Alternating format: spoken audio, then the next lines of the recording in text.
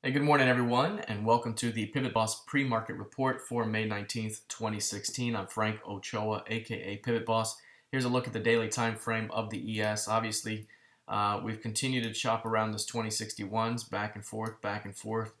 I mentioned that that could be the case and that we would likely see this persist for a while. I did mention that any push below value here, once you get to 2030 or below it, there's going to be a propensity to push back toward the top of value at 77.5 to 80.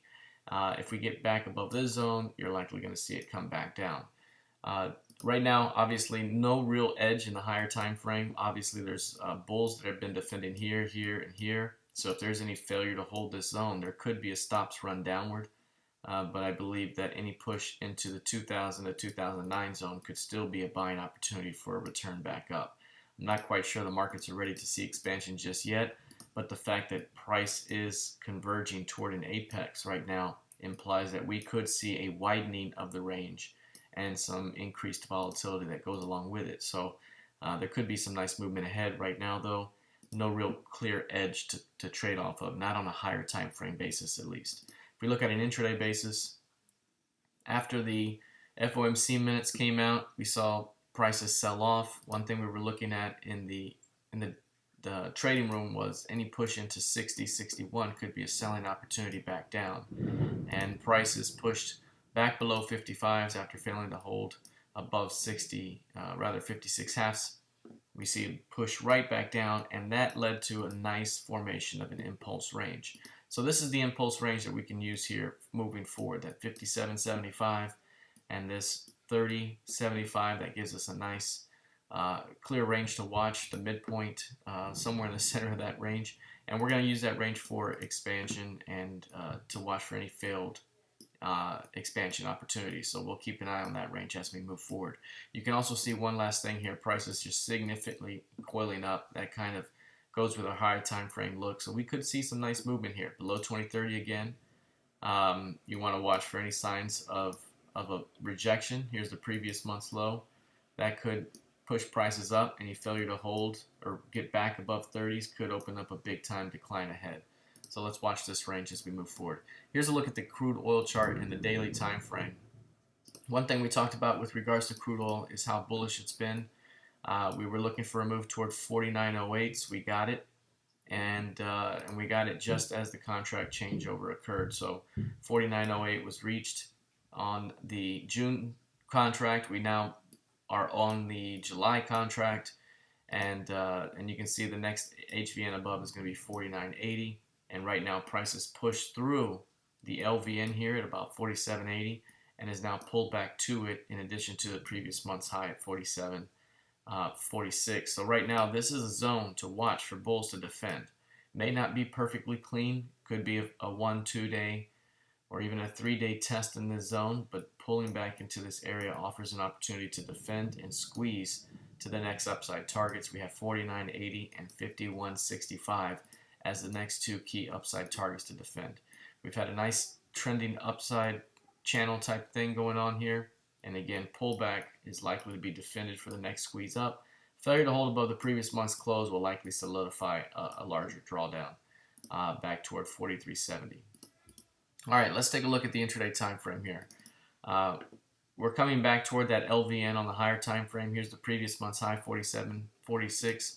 This is about the zone right here that you want to watch for crude oil. We've been seeing an overnight downtrending market here. Again, the previous month's high at 47.46 could be very solid as a buy opportunity that could swing this thing back up toward 49s and perhaps back toward those upside targets we mentioned. We've been in a downtrending market throughout the morning, though, so you got to continue to watch to see if there's any change of bias. And the change of bias will likely occur around 48s. You have overnight pivot that went offered here. You have value at 47.94.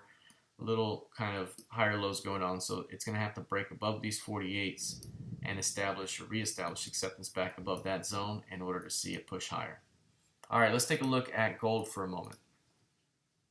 Here's the higher time frame of gold. We talked about how gold was getting very, very tightly coiled in the previous session, and it was likely going to see some expansion. We also mentioned before that this high right here was very important. That was a rejection tail high. We saw some 1282s showing absorption, and we were looking for a move into our primary bear target for the week at 58. So after that report came out, you were able to see a move facilitated toward that target.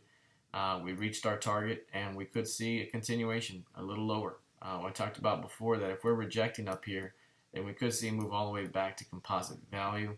This rejection tail was part of that, and 1282s, 1283s held, and you could see the push downward. So we could see a little bit more weakness toward 1236 half here, and perhaps even toward the bottom of value on the composite basis. So more weakness ahead, especially if prices remain below 67 to 65. Here's a look at the NQ in a higher time frame. Mostly just trading range action.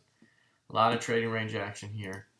This is a range that is formed completely below the previous distribution range. And so right there, obviously that implied that we were going to see more chop in this zone, and perhaps we could see another move up and chop back in that zone, or we see a distribution lower and chop below it. So that's kind of the idea right now. Watch for expansion from this range, and until that occurs, you're likely going to see more movement back and forth within the range.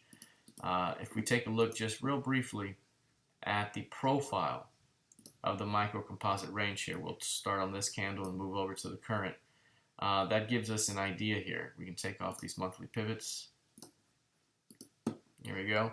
43.32 is composite VPOC, the micro composite VPOC of this smaller range, and that's where we're chopping around at the moment. No real edge in this zone. 43s continue to be defended. That's the bottom of value, and anything above 43.62s have been offered as well. So that's kind of our little zone. You can see how narrow the range is, the value area. So that tells you there could be some expansion. So I'd be watching this range here again.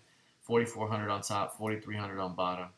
That's the range we're trading at the moment, and soon we'll see expansion either from 43 back up, or we'll see it through 4,300 on the way down. Okay, let's take a look at the intraday time frame. You can see on the intraday basis, here's that recent high this week, and you can see how tightly coiled we've gotten. Here's the previous week's low price. That's been support all week long, and you can see there's been a very nice tightly coiled wedge that is formed here. Down trending or descending wedge, right? We also have this tightly coiled pattern here. So price is very, very clearly building energy for the next move.